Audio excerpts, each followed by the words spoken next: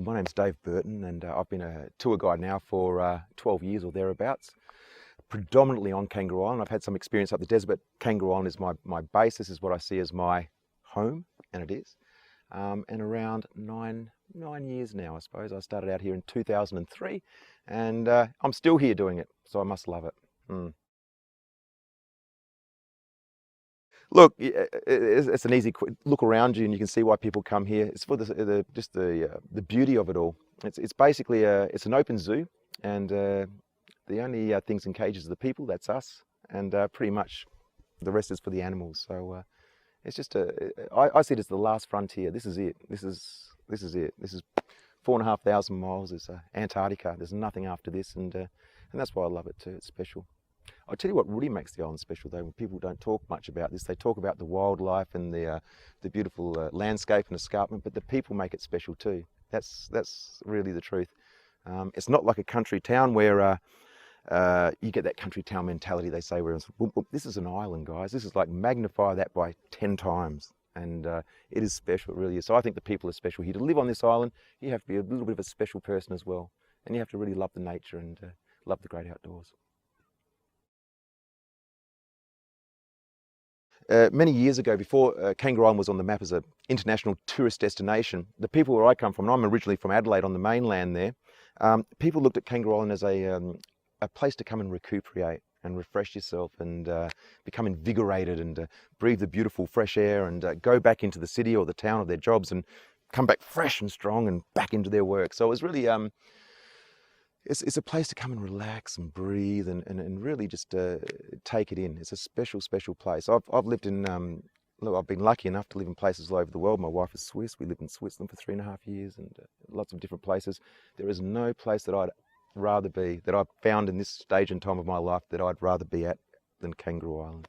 This really is a special place. And it's not just the beautiful landscape as you can see around you and the beautiful wild animals. I really believe the people are special here too, because it is an island, and I just love it. I get a warm, fuzzy feeling when I'm on the island. I really do. It makes me feel good. It really is. It's invigorating, and it's funny when you go over to the city and you go back over to town. You can really not just the noises, but you can smell it, you can hear it, and it's.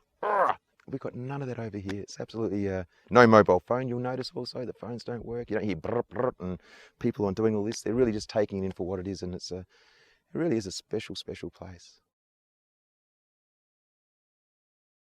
Yeah, it's an interesting story. Of course, there were two explorers that originally came here. Of course, the first was the Englishman, and his name was Matthew Flinders. And what happened was he circumnavigated a lot of Australia. He went around the mainland until he came to Kangaroo Island. And what he noticed was that when he went to the mainland, they'd row their boats into shore, and they'd see the kangaroos, and the kangaroos would absolutely do the bolt. They'd run as fast as they could. They were absolutely scared, wouldn't come anywhere near the people on the boat.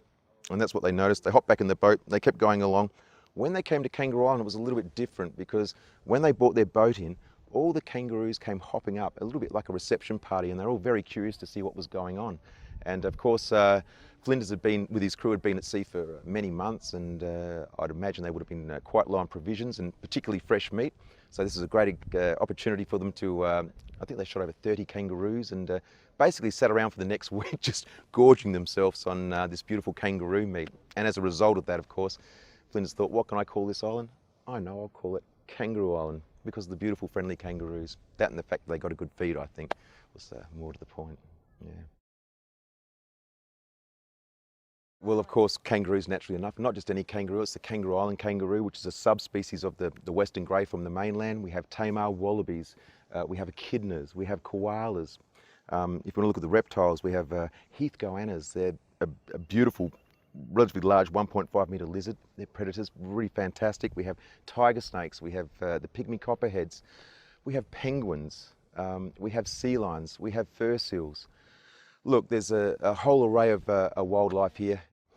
Look, we do sandboarding at Little Sahara, and that's a lot of fun. We also do snorkeling. I'll take you into Southwest Beach or Hanson Bay there. This is special, special, special beach.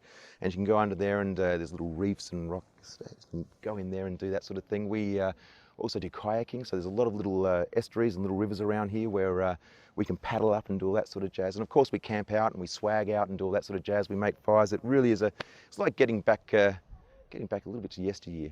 getting back to the basics, I suppose, and no computers over here, no iPads and phones and things like that. You've really got to, it's the real deal basically, and that's what we do over here.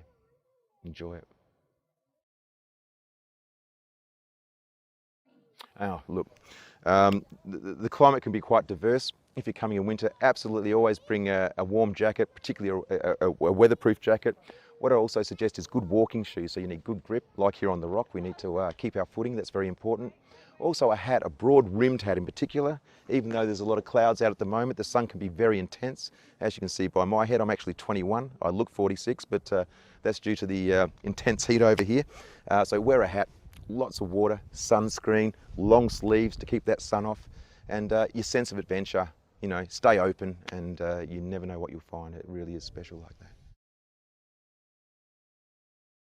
Okay, we're basically down 160 kilometres from the top of the island where you came over on the ferry, right down the bottom. This is the southwest tip, and of course this is Remarkable Rocks, and named by Nicolas Baudin, who was the Frenchman who circumnavigated most of the bottom end of the island. We talked about Matthew Flinders earlier on. He basically circumnavigated the top of the island, for example, Penneshaw, Kingscote. These names are very English. When you come down the bottom of the island, Vivonne Bay, Cap Baudin, D'Estrées Bay, Cap de Cutic. Now I can't do that very well in my horrible broad Australian accent, but a lot of French names, and yeah, they named it Remarkable Rocks, and it is remarkable.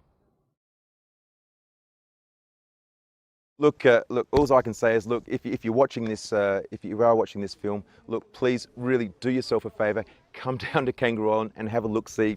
Ask for Dave if you like. I'm more than happy to take you around on tour and show you whatever you want. Ask all your questions, and look, come on down. We'd love to have you. We love it. We love getting visitors.